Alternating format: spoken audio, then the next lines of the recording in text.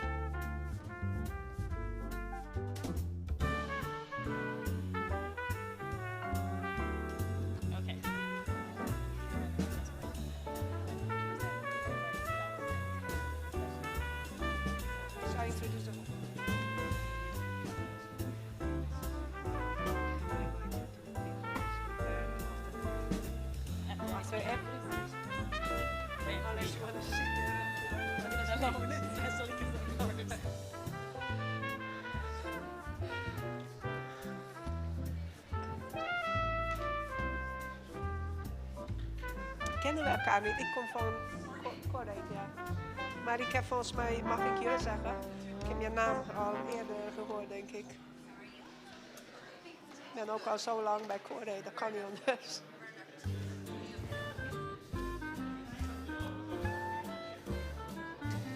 Okay, we are already 6 minutes in the session, so what I propose is that we start. Everybody who wants to be here is more or less already here. So, and others who will join are welcome to join. So thank you very much for joining this session today. It's the first session with on the topic of ownership of aid. I believe tomorrow there will be another one. I'm your moderator. I'm Isabella Toth from CoreAid in the Netherlands, which is an international NGO. And today we have an excellent panel of 4 esteemed colleagues who I will present now, and I will ask everybody to stand up just to show who you are, and then we will start the session. So, first one is Anna Horigoshi, who is a senior research analyst at AidData, the organization. Thank you. And she will reflect upon the question of how can foreign assistance better support locally led development. The second will be Dr. Hayley Swedlund, who is here. And she wrote, of course, they have also co-authors who they will present. So apologies, I don't know if there are people online. If you didn't hear or name, your lead author, your colleague who is speaker here will mention you with thanks. So Hayley will share the thoughts on implementing the humanitarian peace development nexus in the DRC.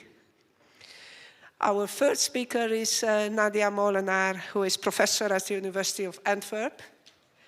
And Nadia will share her take on aid effectiveness principles implementation in Bangladesh. That will be an interesting exercise to hear as well. And last but certainly not least, sorry, I'm not supposed to have an opinion about anything. Okay, let's skip it. And fourth but not least is Timothy Donais, who is a associate professor at Wilfrid Laurier University in Canada, and Timothy will guide us to understand the paradox of inclusivity in working in fragile and conflict-affected states, and how does that have anything to do with development effectiveness, because it's interesting, it's all about aid effectiveness, aid effectiveness. I thought we stopped talking about that after Busan, but hey, okay. So thank you very much. Without further ado, please.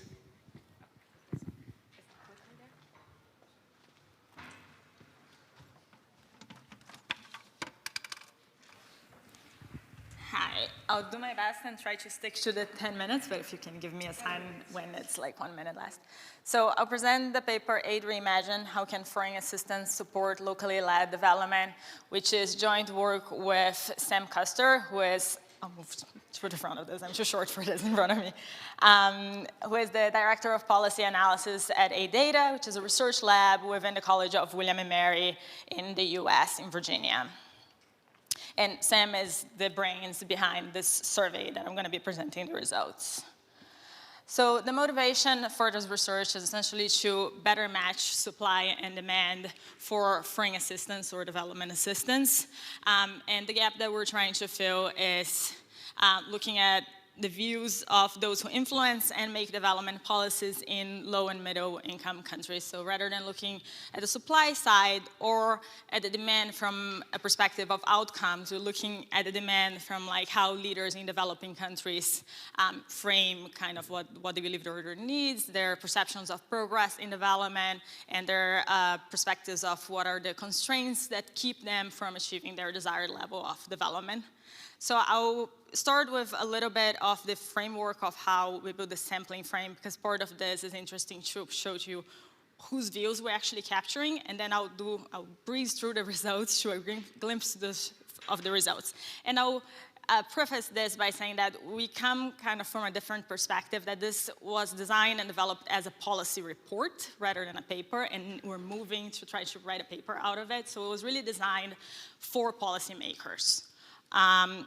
And the challenge that we begin with is that the true population of development policymakers is not an observable.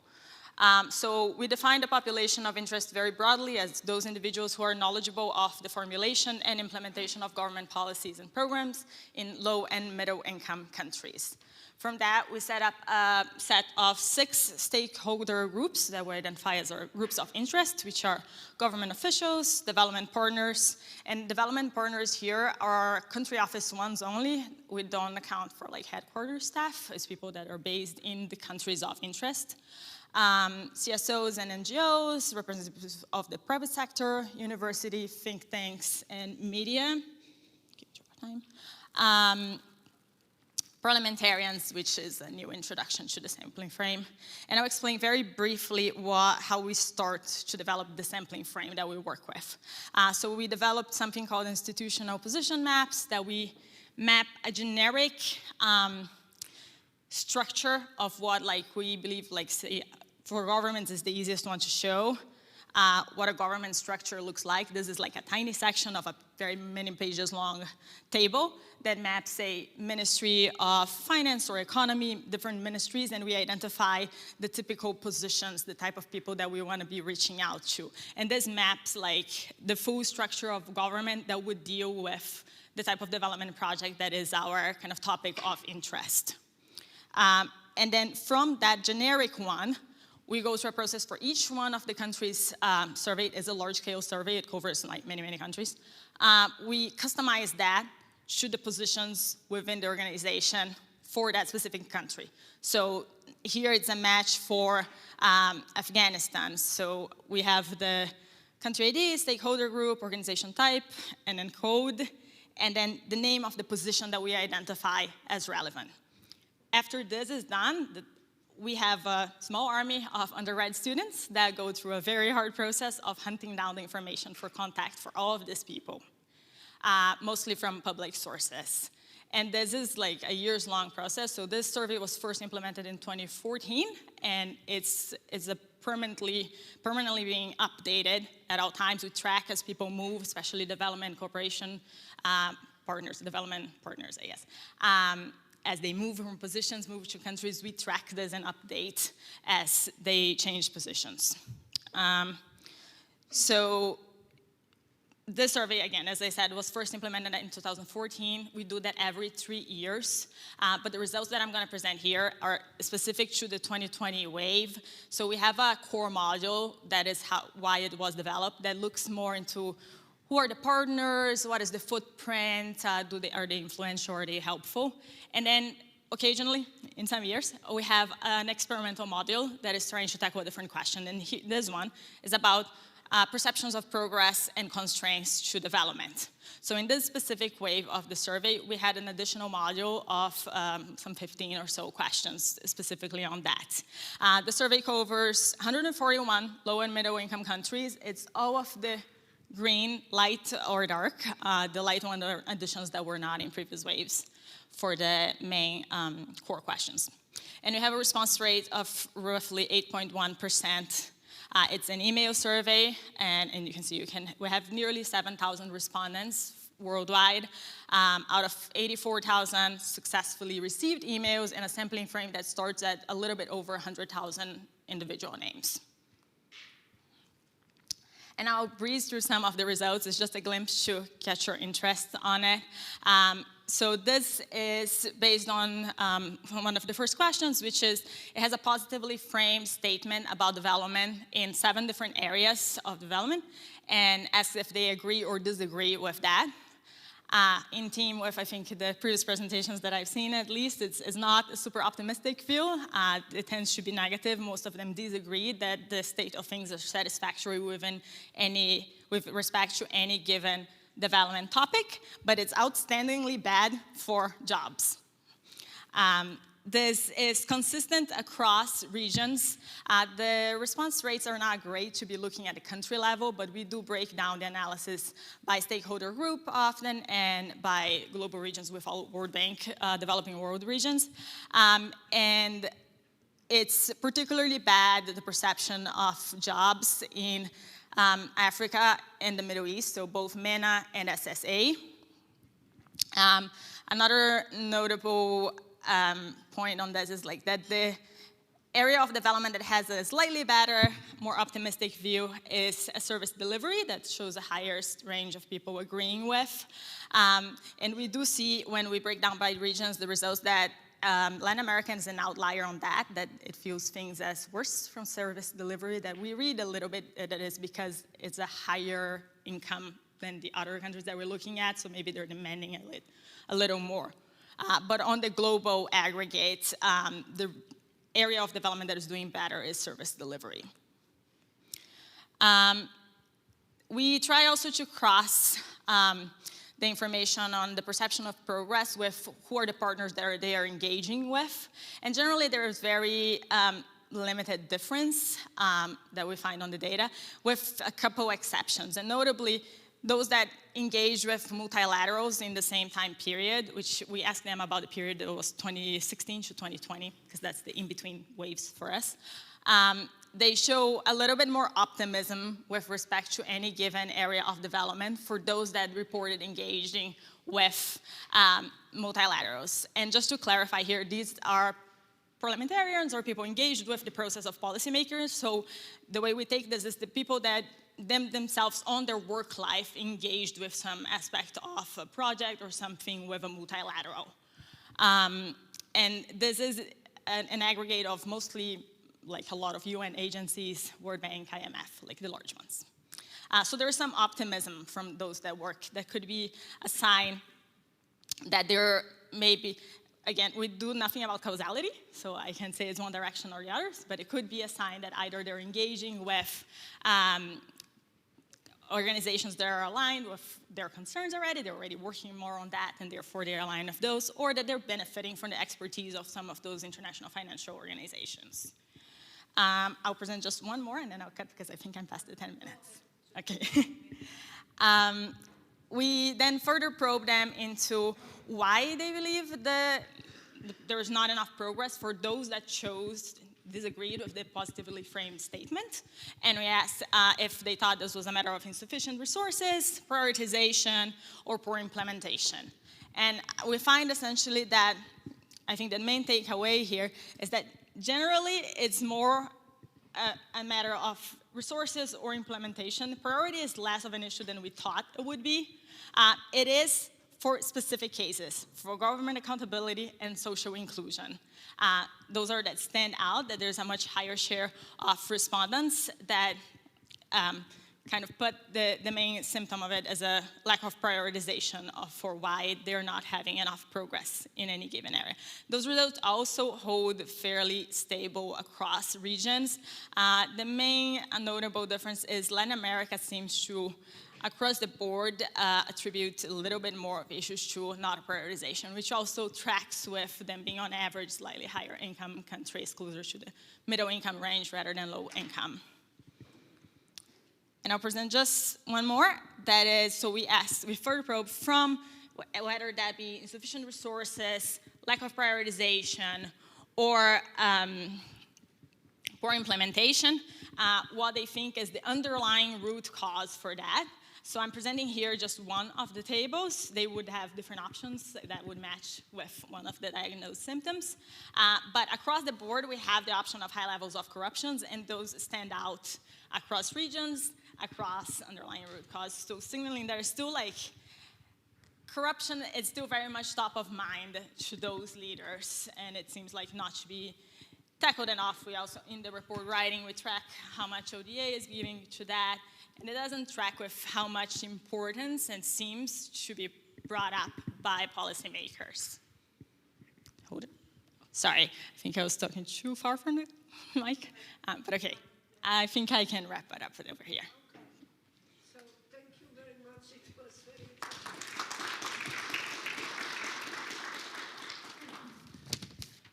Thank you so much, Anna. I'm very looking forward to the questions, because what I noted down, you said it was interesting, the accountability of the government was not a priority for 36% of the respondents.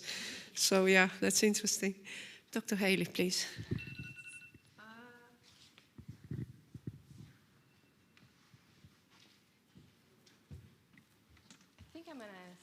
Stand here, because then I have these microphones, right? Let's see. So it's the green one. I just press it. Oh, I have to point to the screen. Or maybe not. Yeah, there we go.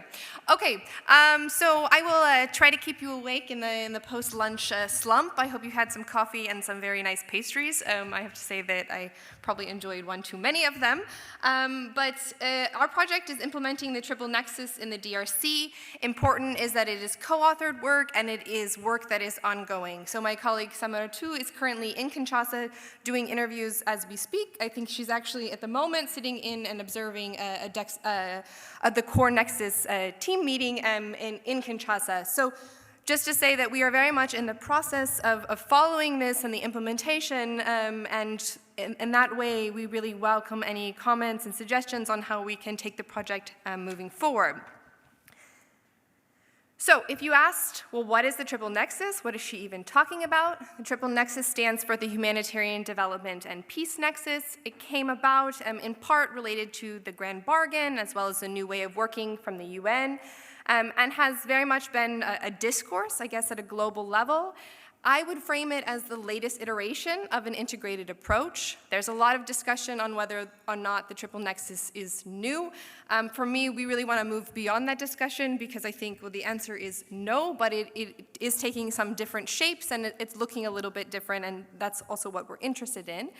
In the language of triple nexus, the idea is to leverage the comparative advantage of each pillar to address the needs in complex security settings in a durable way. I think really important, there's a lot of emphasis on collective outcomes, so not just supposed to be coordination, but really moving towards collective outcomes. And there's an insistence on conflict sensitivity and localization. Now, this is the language of the triple nexus. I'll talk about kind of how it plays out in just a minute. It's currently being piloted in a number of so-called fragile states, including the DRC. So the DRC context in one slide, right? So it's known for high levels of instability, particularly in the east. I think what's interesting to observe is that the triple nexus is currently being piloted in 3 provinces, so in Kasai, Kasai Central, and Tanganyika. It is not being piloted in the Kivus, which I think is already an interesting story. At the same time, you have the stepping back of the UN mission within DRC, which is playing an important role in this context, because triple nexus was also supposed to fill some of that gap, and particularly around funding when it comes to these contexts. What we found interesting in studying the implementation, so we really wanted to see about, okay, what does it actually look like when triple nexus is being implemented? And we debated a lot, okay, do we do comparative analysis between different contexts? And what we found is that, well, I mean, DRC is a massive context, and you have a variety of different provinces, so already within kind of one country setting, so you have one kind of national agenda on the triple nexus, but then you have its implementation at the provincial level, which functions and looks very different. So for us, methodologically, this gave us what we were hoping, some type of variation. I'm not sure we actually see that variation in practice. And particularly when it comes to security actors. So all of these provinces are given the label of post-conflict. We can, again, debate that label, but they're clearly given that label. But they all have very different levels of stability. So the security situation differs, and so how is it that the triple nexus is implemented in these different security contexts?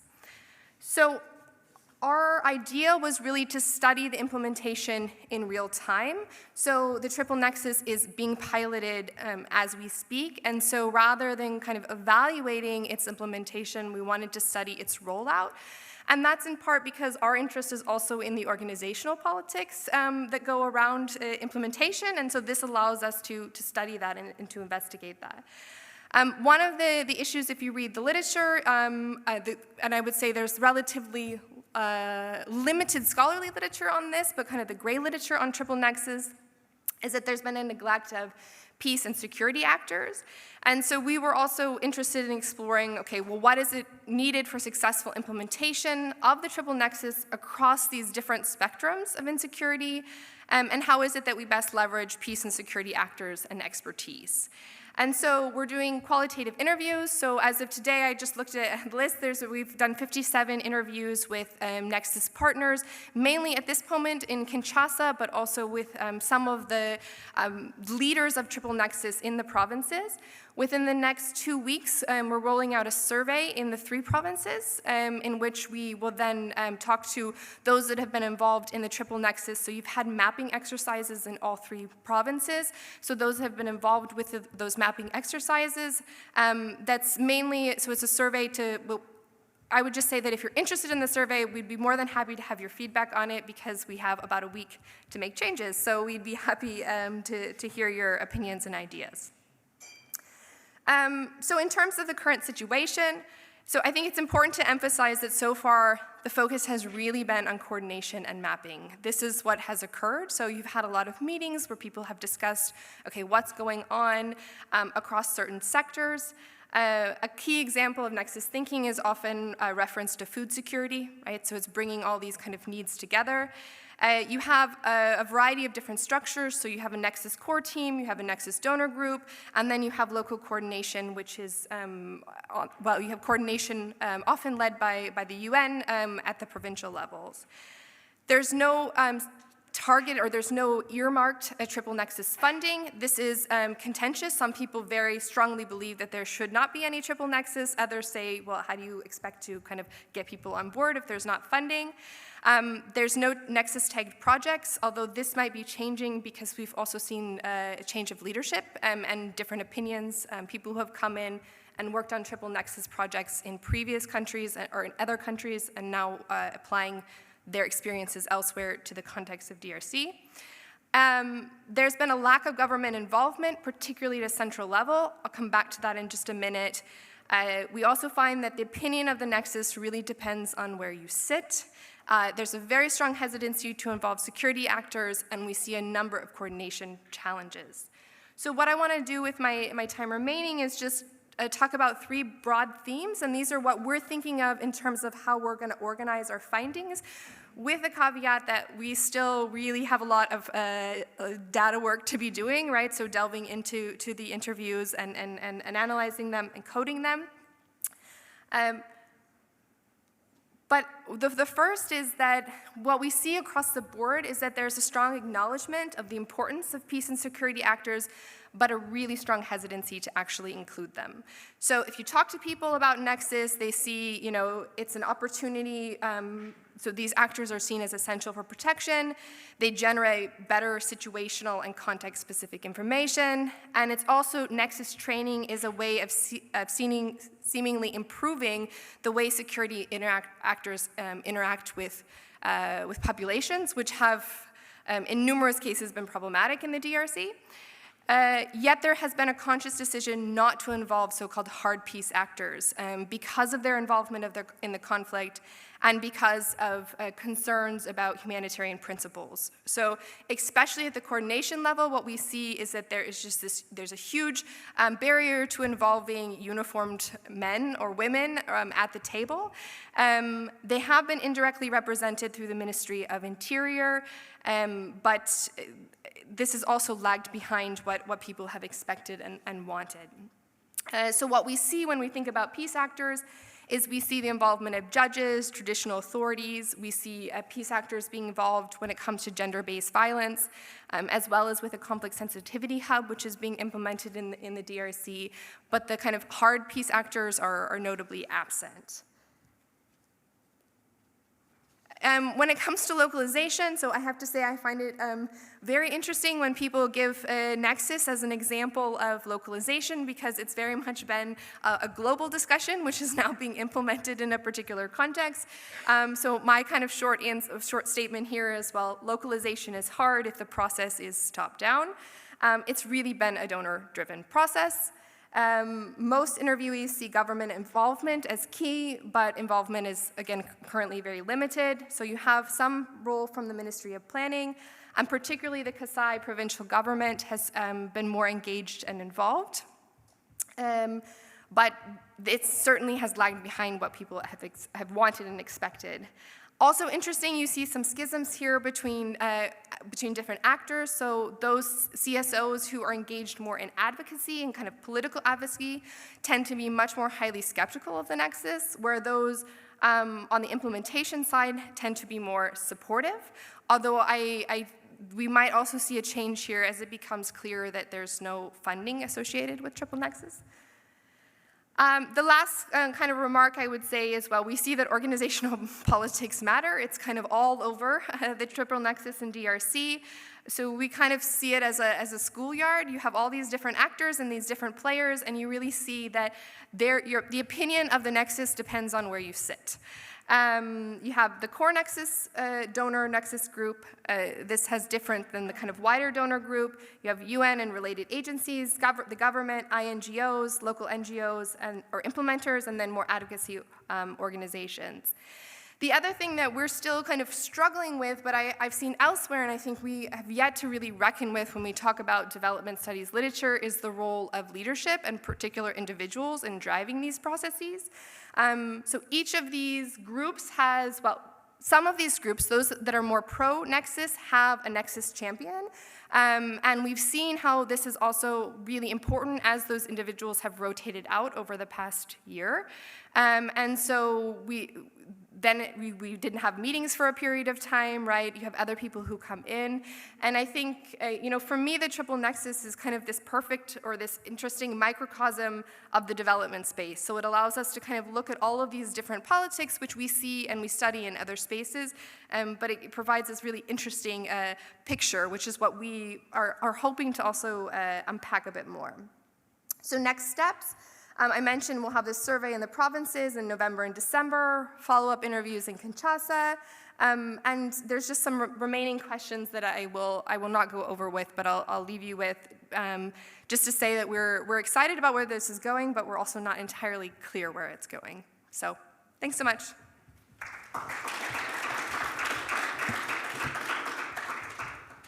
thank you very much. Very awesome. Okay. Okay, so thank you very much. I hope people have lots of questions. I know I have, and I'm not allowed to pose them now. So, Diana, please. Nadia, please. You take this? Yes, please do.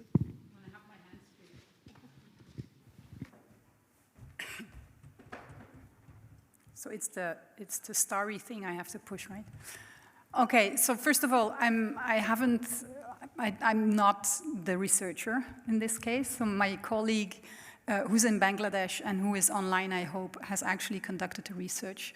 And I jumped on board because he invited me to make a link with the more broader aid effectiveness debate. So that's my role, and it's actually at this moment an exercise of bringing those things a little bit together.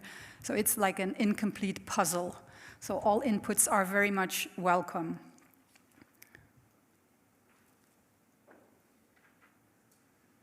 Or do I point that way? Oh, that way? Yeah. Thank you. Yes, you could maybe. I think that you can do it yourself. Yeah, that one. Okay, I thought you have 2 green buttons. Yeah, I'm having control now. Okay. So the conundrum that my colleague was presented with was, on the one hand, a very strong global presence of Bangladesh government officials in all of the global events.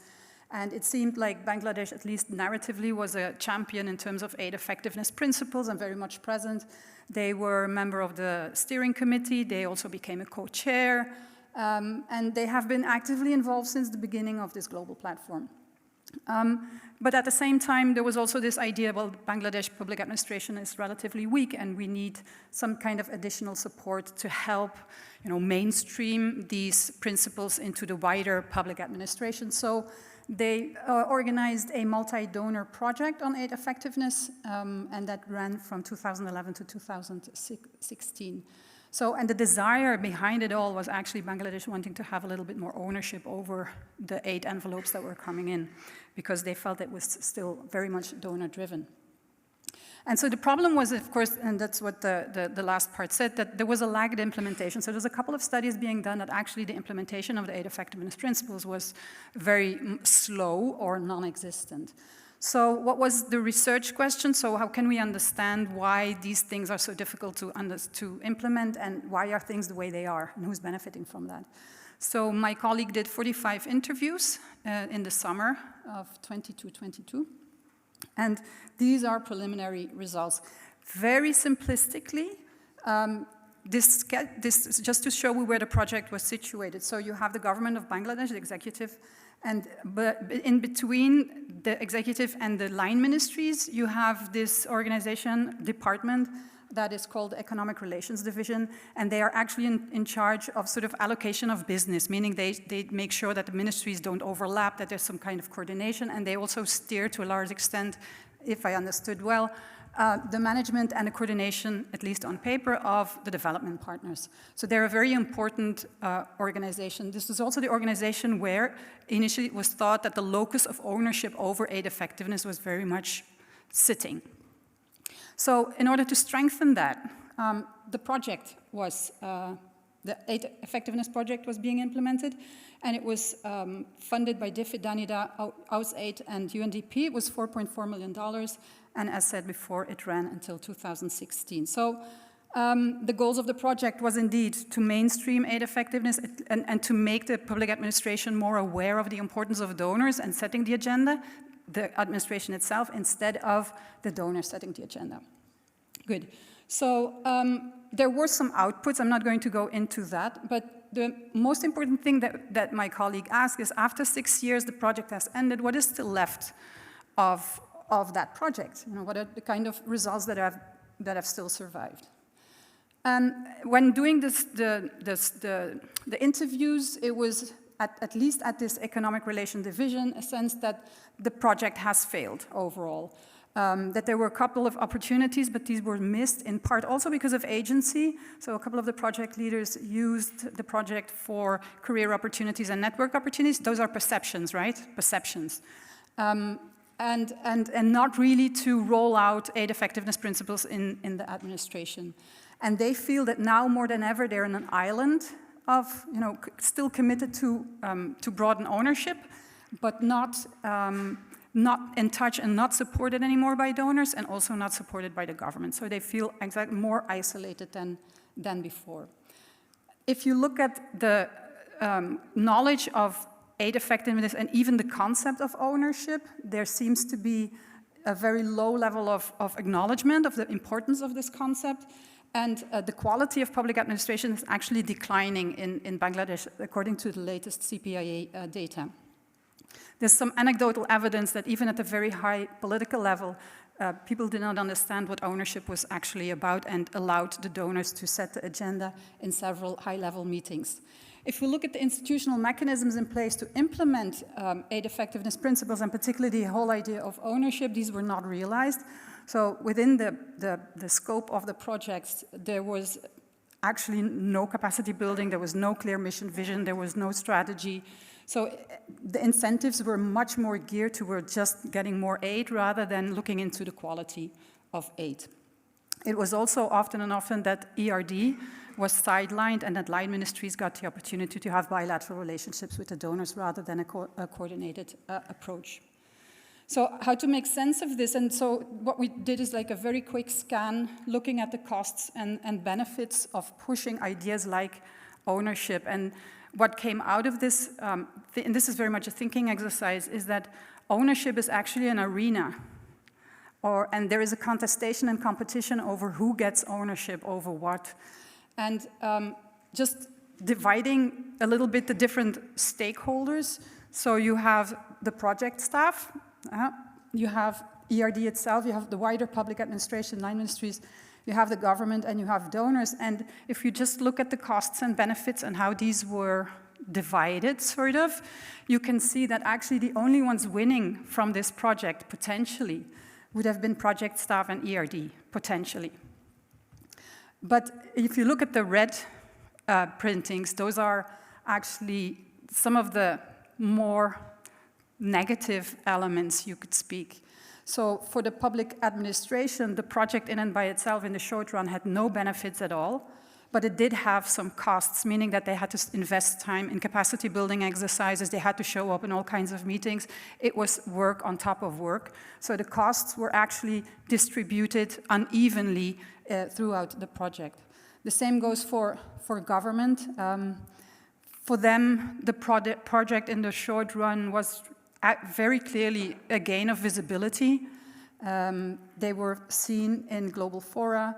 There was this idea of partnership with the different donors. And in the long term, there was this potential benefit that the quality of aid and the quality of public administration would increase, which is good for development. But at the same time, that also might mean that a stronger public administration, you have less control over such an administration. And that's actually, if you are more into the public administration for loyalty, that needs to be loyal, then that is a cost rather than a benefit. And for the donors, well, in the short term, also visibility, partnership, ownership, spending pressure, accountability concerns, the project allowed for all that, so that's an easy way forward. But in the long term, what is a benefit is that you have effective recipient public administration, but at the domestic level for a donor, that's not really visible and people not really interested in that kind of benefits. You know, a good public sector reform is not a very interesting or dynamic result you can show to your constituencies, right? So just a very quick scan of costs and benefits shows that these kinds of projects, that when you have certain groups who want to have ownership, if you have more ownership over the aid at the level of this economic relations division, then this means that the line ministries lose out in terms of ownership. So in that sense, where the locus of ownership is situated can have a huge impact on the long run.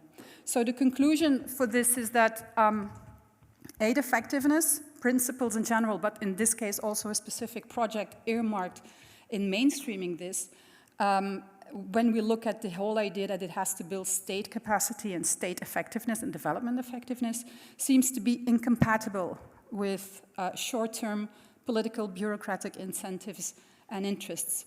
So the short-term costs outweigh the long-term benefits. The short-term benefits there is a discrepancy between political interests, such as visibility, spending pressure, accountability, often go at the expense of long-term effectiveness benefits. So sustainable impact in that sense actually is a political cost. What we also noticed is whether the cost or the benefits are concentrated or scattered over different actors. If there is a concentration of costs and benefits, and if it's in the short run, then it gets high political importance and people organize around it. But if the costs are scattered or the benefits are scattered over multiple actors, then whether it's in the short or the long run, you don't manage to get collective action around that. So it has lower political importance.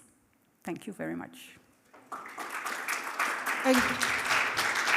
Thank you so much, Nadia. The more I listen to you all, I'm thinking about the SDG agenda and how that is about the what, isn't it, Nerea? And the effectiveness agenda is about the how. And what I'm wondering about sometimes when I hear these things, how did you consider those things? How is it possible, and maybe for the Q&A for people as well, how is it, what are the incentives to make the how interesting? Not, you know, set it to the limitations of a 4-year or how many years government. Last but not least, Timothy, please. Thank you, Isabel. I thought I was going to spend my entire 10 minutes getting myself organized here, but I think I'm good to go. Thank you. I hope it wasn't organized to have me present the final word because I was going to be the most optimistic voice on the panel, because I'm not sure that's actually going to be the case. Our paper looks at questions of inclusivity in the context specifically of the Sustainable Development Goals, and also in the specific context of fragile and conflict-affected states. We're really interested in the translation of this idea, this norm of inclusivity, if you will, into practice, and into the practice of aid agencies in fragile and conflict-affected states. The paper, again, co-authored with my colleague Alistair Edgar, emerges out of a book project on SDG 16 that he and I are co-editing and hopefully will come out sometime in 2023. For me, it also emerges out of a long-standing interest in questions of ownership and agency in the context of peace-building processes. Happy to see that this was a panel with ownership in the title, because that's very, very familiar turf for me. But also in terms of context, a great deal has happened in the world, and not all for the good, since the SDGs were introduced in 2015. And we were interested in sort of tracking a little bit what the state of implementation was, specifically with regards to inclusivity circa 2022, when the world seems to be heading into a relatively dark space. So specifically on what we've termed the inclusivity paradox,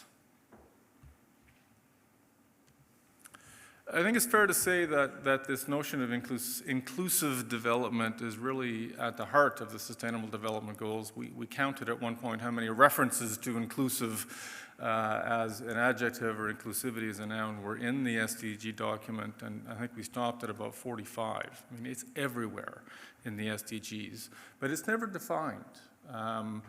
And as a result, we are left with this concept which is exceptionally unwieldy and extremely difficult to operationalize. And of course, for reasons that I suspect everyone in this room will understand, it is also exceptionally difficult to operationalize in the context of fragile and conflict-affected states. Not to cast every country which falls into this category with the same brush, but one of the pervasive phenomena in fragile and conflict-affected states is what Rachel Kleinfeld has termed oligarchies in the raw, which is this sort of zero-sum competition for power, which is, in a sense, a structural condition of war to peace transitions in the absence of established rules of the game and in the absence of agreement to play that game non-violently, etc. It's also the case, I think, that in the interim between 2015 and 2022, I think we've seen a weakening of this inclusivity norm. It was already weakly embedded, I think, at the time that the SDGs were introduced. I think it has been weakened since. So increasingly, I think the rhetoric of inclusion is very much at odds with the persistence of political exclusion and political marginalization, not just in fragile and conflict-affected states, but in developing and developed states more generally. And this is, I guess, a reminder that the SDGs are actually universal rather than specific to a particular subset of states. So the international climate, I think, is increasingly post-liberal, whatever that means and whatever the consequences of that phenomenon are.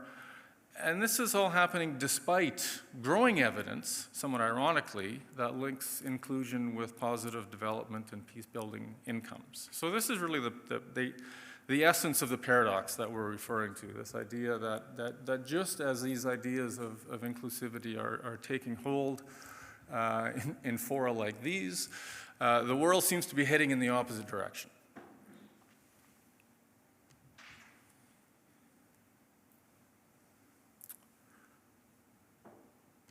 So to come specifically to the challenge of inclusive politics in fragile, conflict-affected states,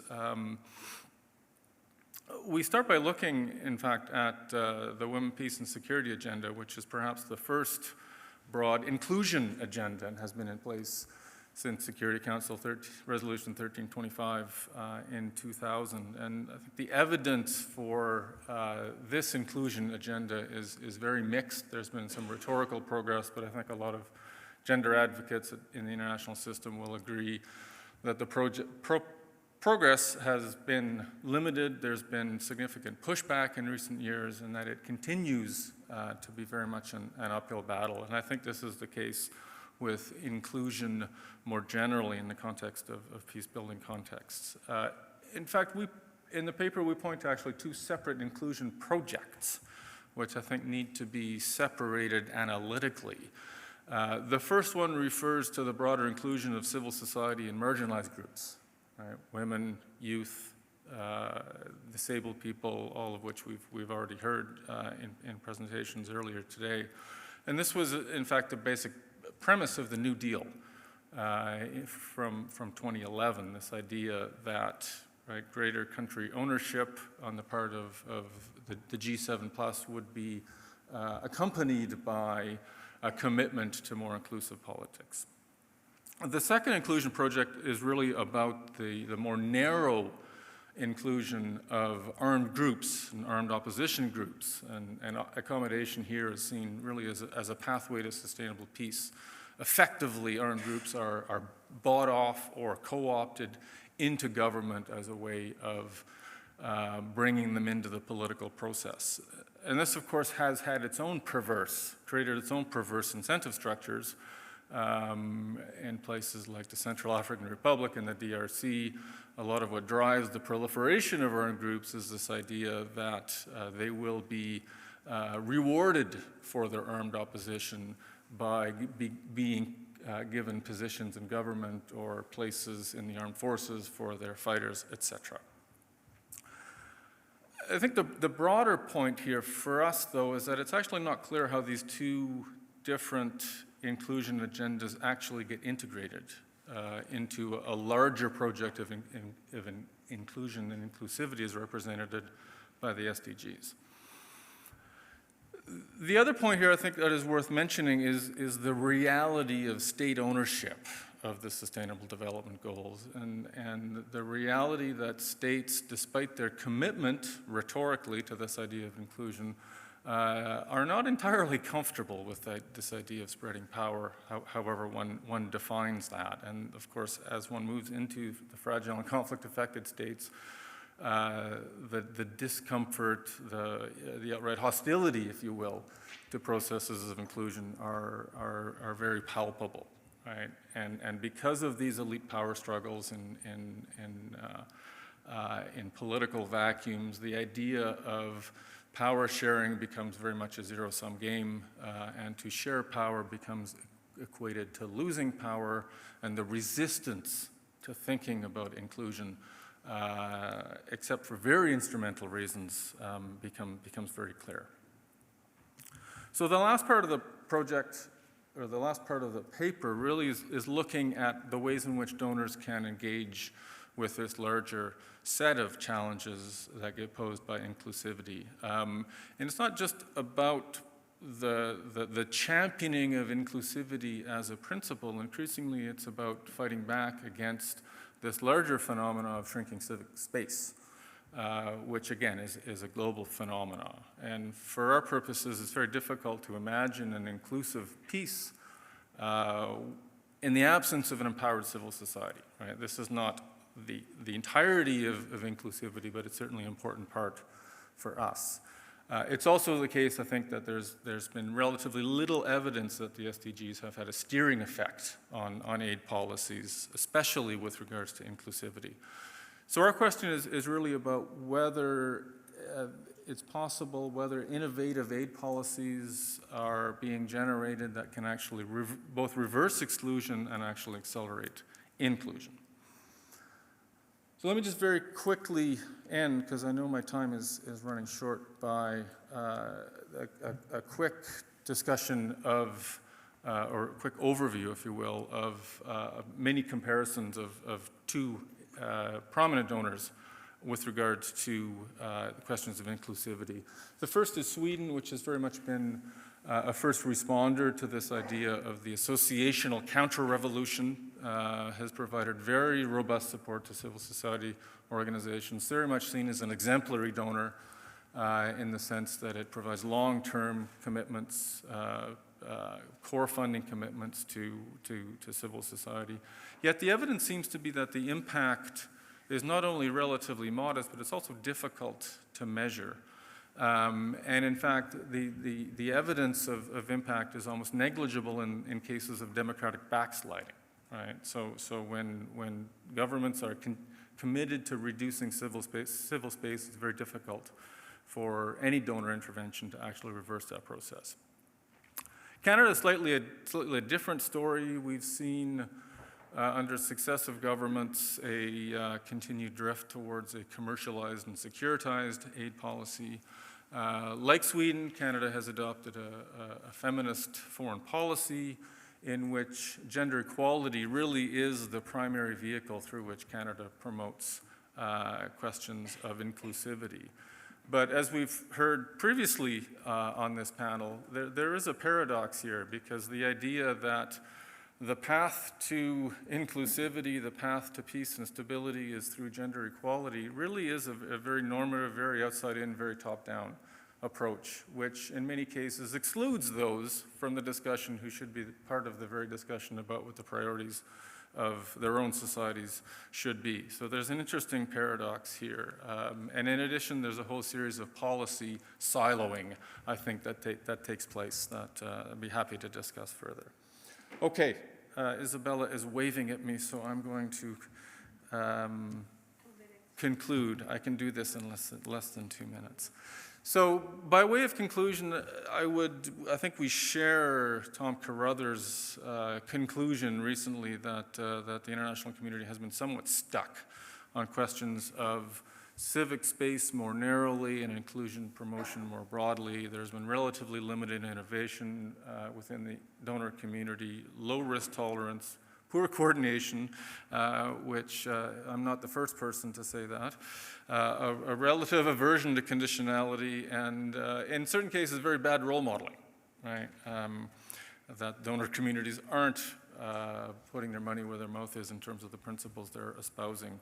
And as a final point, I think it's somewhat ironic that the SDG focus on measuring progress actually comes at the expense of a more coherent focus on the instruments available to actually generate that progress. So there seems to be a bit of a gap in terms of the theory of change underpinning the larger SDG agenda, and the arguments about the governments of fragile and conflict-affected states finding the better angels of their nature seem to have been exhausted, and we're not quite sure what comes next. So, sorry I went a little bit over time, but thank you for listening, and I look forward to the discussion. Thank you. Thank you so much. Can I invite the panelists to join the panel up there?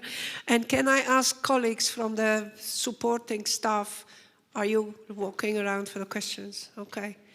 So very challenging. I'm curious to hear what is an innovative aid policy? But that is something that you can you, oh yeah, okay. Okay, with thanks for the 4 excellent presentations.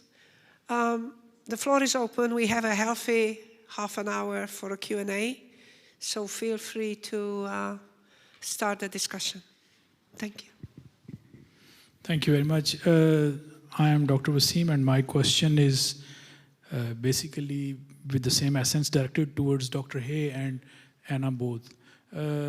Listening to your presentations, my question is that did you realize that there is probably a discord between what the communities actually need and what the donor wants to give them? So this is one. But more for Dr. Hayes, just a different question that you found like in DRC, there are these provinces in which peace, it's post-conflict, so peace is not uniform. I mean, in certain areas, there may be still some violence. So did you consider that this could be the problem of the stage in which the peace is, like, is it peacemaking process? Is the peacekeeping going on? Or have you entered the state peace building process, which is much more advanced phase? So this is what is my question. Thank you. Thank you. I will take one more guest, participant, colleague. Hi, everyone. I'm Heather. Quick question for Haley, Nadia, and then Timothée. Haley, in terms of bringing people into the triple nexus, if there is no funding, what might be some of the incentives, power, brownie points, otherwise, and with what implications for ownership? Nadia, you raised the interesting idea that ownership might actually be an arena as opposed to like something that we score and say there was more or less. You said specifically it was a space of contestation over who gets what, which seems pretty classically like Lasswell's definition of politics, who gets what and when. So maybe a little bit more about the implications of rethinking it as an arena. And then Timothée, you talked about the reality of state ownership as being somewhere where there's elite power struggles. And I guess to some extent, at some point, is state ownership about local politics playing out? And so is that necessarily a bad thing if it's local elite? Or how might we think about that in relation to a real definition of ownership? Thank you very much. I would like to start with the discord between what communities need and what donors want. You posed a question to whom? The first question? Diane and? Anna, go ahead.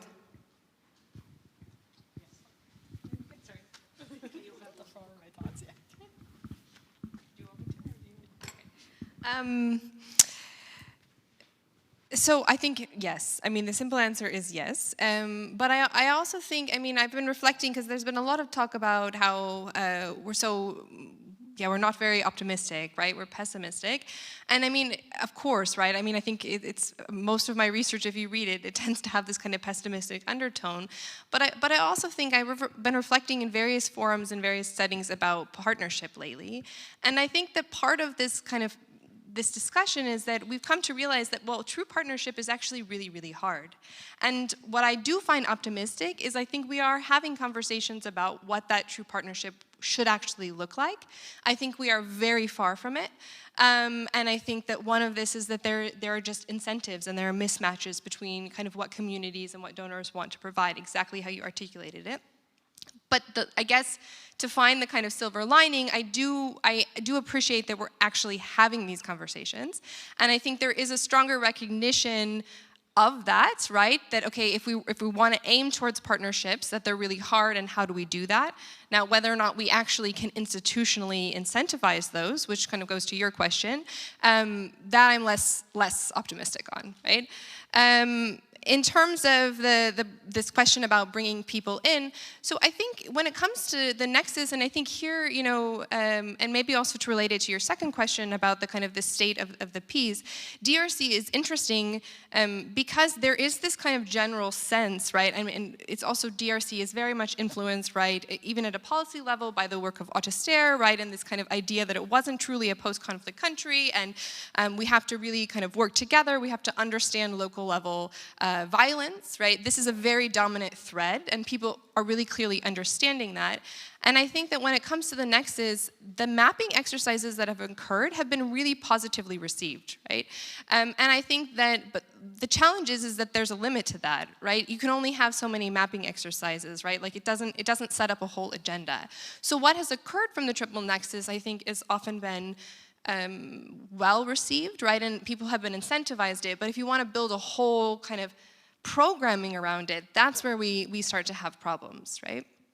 And in this question of the variation, so besides what I already said about it, I think we'll have to wait and see what the data comes from the provincial level, because we've really been talking to people in Kinshasa, and you know, people have hinted at some differences, but I think we need to actually hear from people who are doing that work on the ground, and we don't have that data yet. So I will hold off on making a statement there.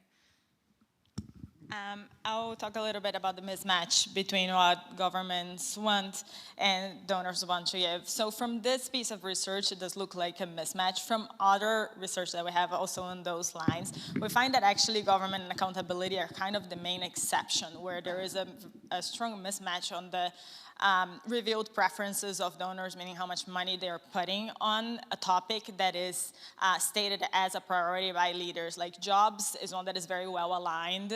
It's when you graph it, essentially, looking at how many people of the leaders mention that. Like at a different part of the questionnaire, we ask about SDG priorities, and that aligns with jobs. And we look at ODA and OOF, so all types of official flows, to jobs-related kind of sectors.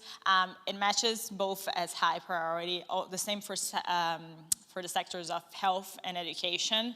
And the main standout for underfunding for something that is stated as a priority is government accountability, which is not a perfect match to peace and security, which is how it's phrased for the SDGs, but it's kind of like the best we can do to match different data that has different kind of terminologies. But as an exception, is one place that is very underfunded. And I'll add a little more that this is actually something that we find very interesting, because we also do a lot of research on Chinese development financing and engagement, and that is the area where it's still stated as a comparative advantage of DAC traditional donors compared with China. They like to deal with China, but mostly so on infrastructure and like building physical things, not in governance. And yet it seems like DAC donors are not taking advantage of where there is a perceived like kind of, advantage already on their side. Thank you very much. There are 2 more questions before I go for a new round. Nadia.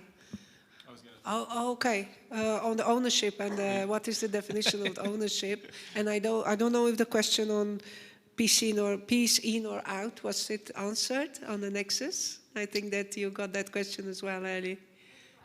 So go ahead with the definition. I was going to take the question on elite power ahead. struggles, because I actually think it's an interesting one. I didn't want to leave the impression that elite power struggles were something that should be somehow eliminated in the context of conflict-affected societies. I mean, they are everywhere, right?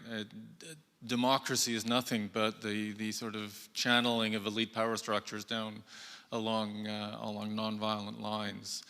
I guess my wider point on that one is the extent to which these struggles among elite-level actors actually come at the expense of inclusivity writ large in terms of wider sections of society. And I think there's an important distinction, if we go back to the ownership debates, between national ownership or elite ownership and ownership more broadly in terms of of ordinary citizens. And I think this is where the elite power struggles come into play, where they actually put a barrier between the elite ownership and the popular ownership and make it very difficult. I've been thinking a lot of Haiti and South Sudan in recent months, and I mean the way in which elites dominate politics in both of those contexts really is a struggle not only for power, but it's a struggle for power because political power gives you access to economic resources that you otherwise wouldn't have. And this comes at the expense of the immiseration of the vast majority of the population, which makes it extremely difficult, right, to actually have any meaningful discussion of inclusivity in a context like Haiti right now, where the vast majority of people, they can't even feed themselves, let alone engage constructively in the political process. So it's that larger dynamic, I think, that needs to be thought through much more carefully when we think about peace building in terms of the larger set of dynamics at play here and how to engage effectively with them. But thank you. It's certainly an important question. Thank you, Timothy. Would you like to please add something to everything you heard before I? Yeah, just very, very short. I think whenever you bring aid resources in, the aid has the capacity to make power shifts or to induce power shifts. We've seen that with budget support in the past, that the Ministry of Finance became a lot more powerful in negotiations because of budget support. And the same goes with this kind of aid. So when we discuss ownership, we often think government ownership as one monolithic block of one actor, but actually when you go and look on the inside, you see that there's different actors trying to get control over the aid envelope, the contacts with the donors, and whichever way the aid comes in, it will have an impact on the interactions between government ministries, between departments, and between the executive and, for example, public administration. So the political elite, so to speak, and then the implementers. And so that's basically all I'm saying, which is not a lot, but. Thank you very much. Second round of questions. Hi, my name's Pam White from Finland.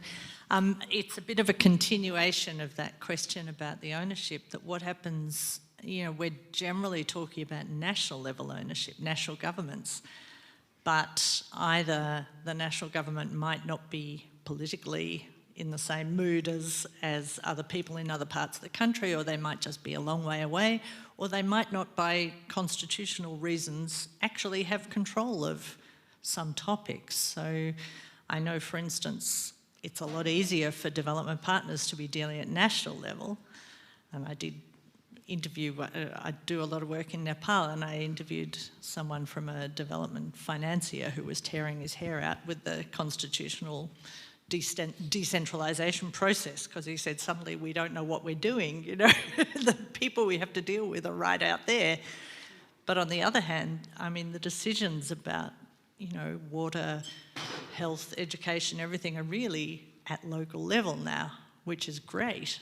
Makes it a lot harder to deal with, though, I think, in this sort of topic of ownership, because their opinion is quite different to the people in Kathmandu. Yes, please.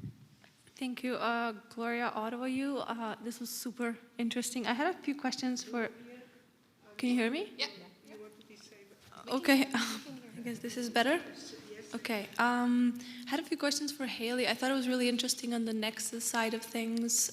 You were saying how, like, the kind of contentious issue with localization and ownership on one side, and nexus kind of not necessarily being together.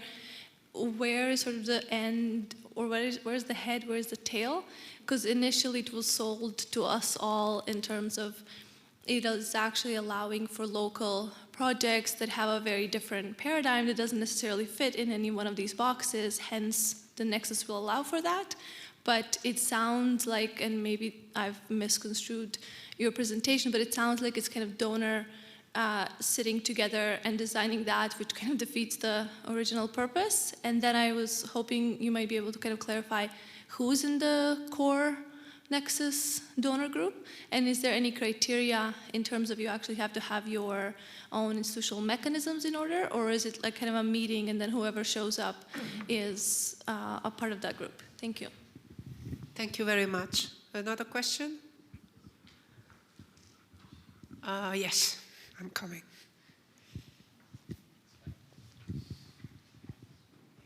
Thank you. Thanks to all the presenters. Very informative and encouraging discussions. I have a question for the Nexus, as well as might also relevant to the inclusive development presentations also. I had the opportunity to do a small work on the World Bank's FCS, fragile and conflict states, last year. This triangulation of Nexus, what do you think? I mean, what's your own understanding doing this or implementing it? Isn't it coming in a very much like a kind of objective-oriented structure? I might put it on the philosophical ground, whereas it is there is a requirement of some metaphysical reality, meaning, I mean, this is more or less going by the sense of human perception. But is it going on based on the human terms? So one example is that while I was reviewing the work last year, again, I mean, more or less it's in the discourse 2016-17 onwards, but as you rightly said that it is always there, but we are just right now terming it. So like there is no sort of discussion on how the architecture, the planning, architectural planning could become an epitome or a catalyst of this in this nexus.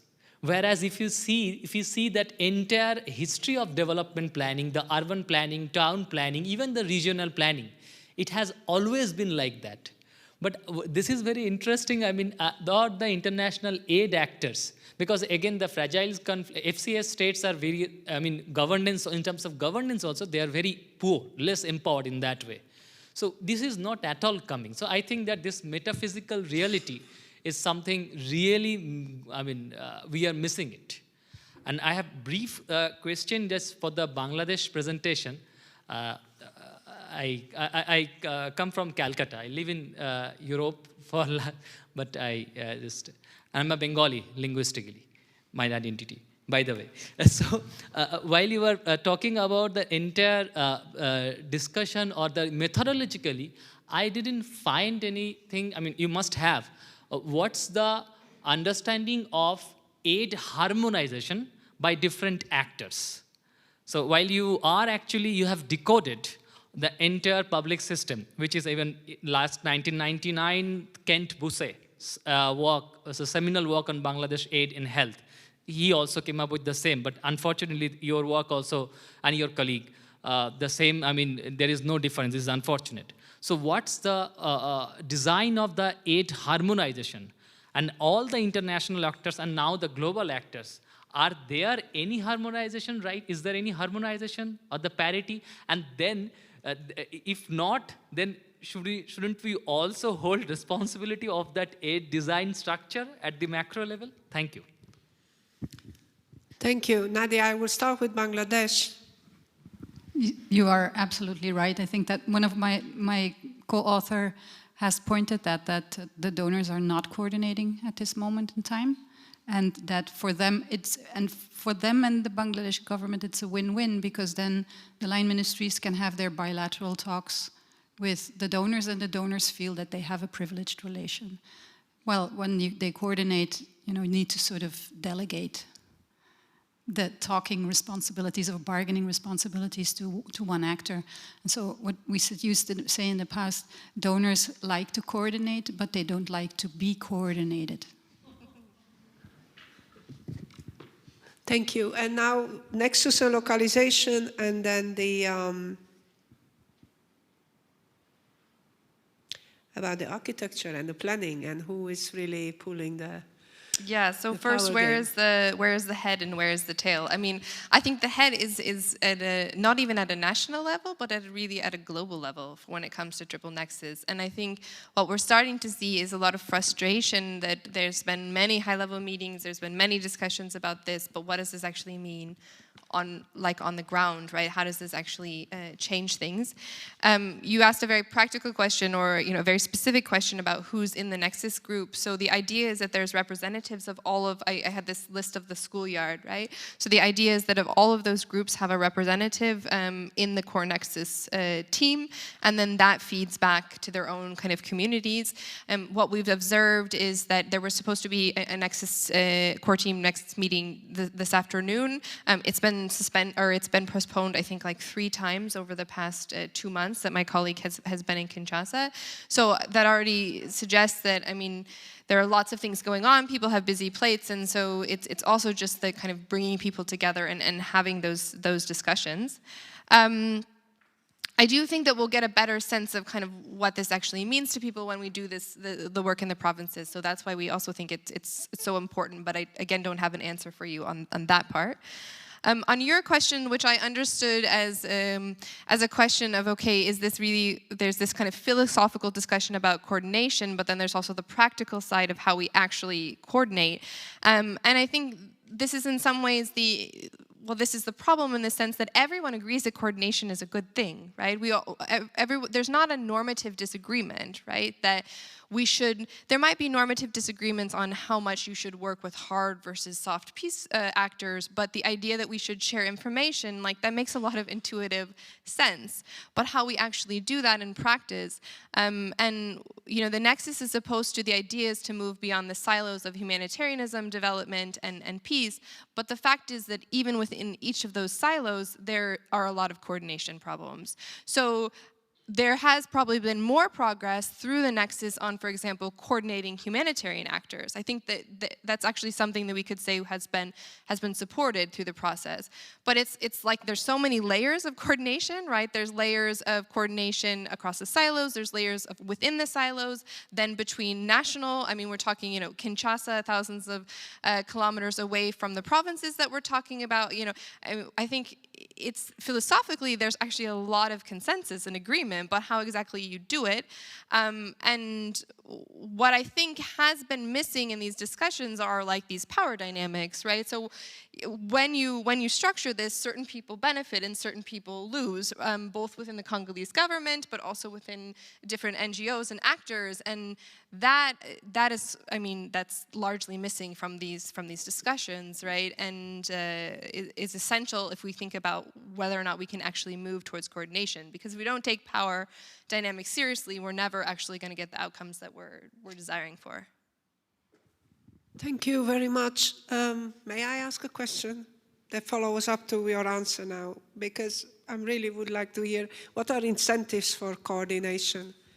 Is it the time to bring in some kind of conditionalities?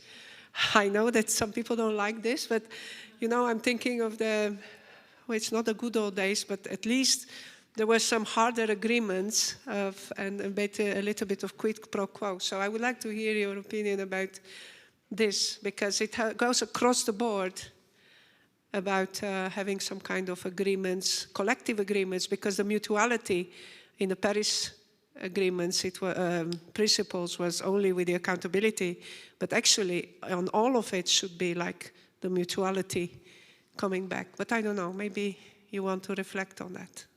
Any of you, all of you. I'll go very quickly. Anna, unless you want to. You can start. Let me tackle the conditionality question, because we do bring it up in our paper, and we've done some interviewing around this and engaged with interlocutors on the question of conditionality. It is, as you say, it has become passé, I think, in the donor community, but it is in some ways a discussion that probably needs to come around again, and perhaps less about outcome conditionalities, right? I mean, I come from a long tradition of being critical of the liberal peace-building process, which is all about getting to Denmark, in the words of Francis Fukuyama. I think it's less about that and maybe thinking more about process conditionalities. And that's where I think we come back to the questions of inclusivity, where I think it's perhaps a little more defensible to think in terms of conditionality if one thinks in terms of trying to encourage or facilitate processes which actually encourage a greater openness of the political system. I think at the very least it's a discussion that needs to be had, just because of the weak levers at the disposal of the aid community to actually try to move the process along, not necessarily dictating end goals, but actually dictating a kind of a more open process by which real ownership can actually emerge. So that's a very limited answer to a very complex question, but I'll leave it to my fellow panelists. I have a comment on this. It's not exactly from the research that I presented here, but out of that same survey, they also ran a co-joint experiment with, that randomized characteristics of a development project and asked them to select what they preferred. And we found the most surprising finding is that there was significant preference for, we didn't phrase it like that, but some form of conditionality. There was, I can't remember exactly the details, but it was something on the forms of specific procurement clauses or public financial management, which would align with the other findings. So I would take a slightly different angle on this, in that I would say that development assistance is made up of individuals, and individuals have all of their different incentives, and many of those are career incentives. And so if we want to incentivize coordination, I think institutions have to reward individuals who are willing to take that effort, and I think it's often not rewarded. So, as a policymaker, it's rewarded, how much you spend of your budget line, right? It's rewarded that you can have certain expectations to your superiors. And so if we really want to incentivize coordination, we have to also reward the work that individuals do to facilitate that. There was a time when coordination was actually very fashionable. And norm setting, in that sense, norm setting helps. When international level, the experts say you need to coordinate, and the visibility you can show is then around the coordination table. The flag planting was done at that level, and you would become visible. And if you were a good bargainer, good condition, then you were a good donor. You were with the progressive club, right? But those times have passed. And now it's each donor for him or herself, I think. So very much more an instrument of foreign affairs, and in that sense, I think the conditionalities will come back. But what I'm seeing is that a lot of donors are struggling with the fact that more and more countries are backsliding in terms of civic space and more towards authoritarianism. And so dealing with authoritarian regimes is, I think, currently a very, very big thing for donors. They don't really know how to deal with it, because also the new emerging donors, or whatever you call them, they undermine coordination efforts. When there are coordination efforts for conditionalities, they're often undermined by the new donors. And so that also takes away the incentives because of the perceived ineffectiveness, and maybe even the empirical ineffectiveness. But yeah, I don't think in that sense coordination has a bright future. Thank you. Just to clarify, I'm not advocating for bringing in all conditionalities. I know there was a lot of bad conditionality and also pervert incentives. It's just, I think that at the end of the day, everything we do is human work. So I don't know if you read the World Development Report 2014 or 15. It was one of the most unknown, but one of the best. It's putting development cooperation on the couch of some psychiatrist and seeing how human behavior influences the sustainability of outcomes of interventions. And that's a brilliant paper because we are human beings at the end of the day. So on that note, do you have other questions, please? Because I think that we are doing quite well. We still have 4 minutes. If you have, maybe the colleague would, thank you. Thank you very much, Isabella. Maybe the question is for Tim. Tim, the term that you mentioned about oligarchies in the raw, would you like to expand it a little bit more? I found it very interesting. Thank you very much. Can you repeat? the term oligarchies in the raw. Can you please talk about it? It sounds very interesting. Go ahead, please. Right. Just to clarify, it's actually not my term. It's a term that I borrowed, and I can't remember the book. But I mean, it's basically a shorthand for talking about corruption and lack of accountability and these kind of very raw power struggles that in the most challenging conflict-affected contexts we see as sort of perverting, co-opting the entire political process, right? And again, I talked about, or I mentioned Haiti and South Sudan. South Sudan, I think, is a very good example of how that process plays out. We had independence. Within 2 years, we had a civil war. And by my reading of the South Sudanese context, that civil war has largely been about very small factions across the same political party. You can even say a power struggle between two individuals for control of the state and more importantly, perhaps, control of the economic resources, in South Sudan's case, oil resources, that comes with control of that state. So I think that's a good example of what, and the author is Rachel Kleinfeld, of what she's talking about when she talks about oligarchies in the raw. It's basically another way of talking about state capture, I think, but in a way that's actually very toxic for thinking about peace building, for thinking about broader questions of inclusion, for thinking about broader questions of democratization. So that's the essence of it, I think. Thank you. Thank you very much. We heard many interesting things also about, what was it, hard peace actors or hard security actors as soft ones, and innovative aid. I still didn't know, I don't know what it is. But do you have other questions? You didn't ask the question. What? I'm glad you didn't ask the question. Yes, please do. What is an innovative aid policy? Don't do that. Maybe later at drinks or dinner. Okay, so if you don't have other questions, thank you very much for your participation. Thank you very much to the panelists. Give them a big applause. Thank you so much. It was an honor to moderate you. Bye.